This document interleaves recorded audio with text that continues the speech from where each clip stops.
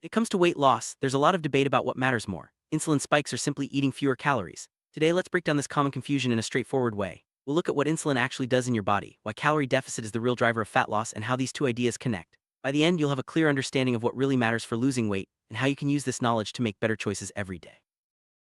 Every time you eat, your body releases insulin. This hormone's main job is to help move sugar from your blood into your cells where it's used for energy. It's true that insulin temporarily pauses fat burning, but this is a normal part of how your body works. Importantly, it's not just carbohydrates that raise insulin. Protein and fat do as well, though to different degrees. So having an insulin spike after a meal doesn't automatically mean you'll gain fat or that your weight loss will be blocked.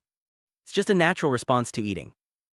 There's a common myth that insulin spikes directly cause fat gain or prevent weight loss. In reality, insulin's job is to manage energy in your body, not to make you gain weight. Even if your insulin goes up after a meal, as long as your overall calorie intake is controlled, you can still lose fat. The body naturally cycles between storing and burning fat throughout the day, depending on when you eat and how much energy you use. So insulin spikes alone are not the main factor in weight gain.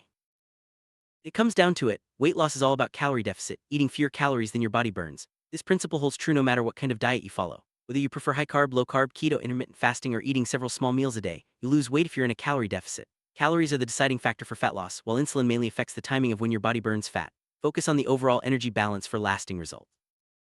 You might hear about people losing weight on all sorts of diets: high carb, low carb, keto, intermittent fasting, or eating many small meals. The truth is, all of these approaches can work if they help you eat fewer calories than you burn. The specific foods or meal timing matter less than the total calories you consume. This is why you see success stories from so many different diet plans. They all create a calorie deficit in their own way. But why do so many people point the finger at insulin? It's because foods that cause big insulin spikes, like sugary snacks or refined carbs, can make you feel hungrier and more likely to overeat. When you eat more than your body needs, you break the calorie deficit, and that's what leads to weight gain. Insulin itself isn't the problem, it's the way certain foods affect your appetite and eating habits that matters most.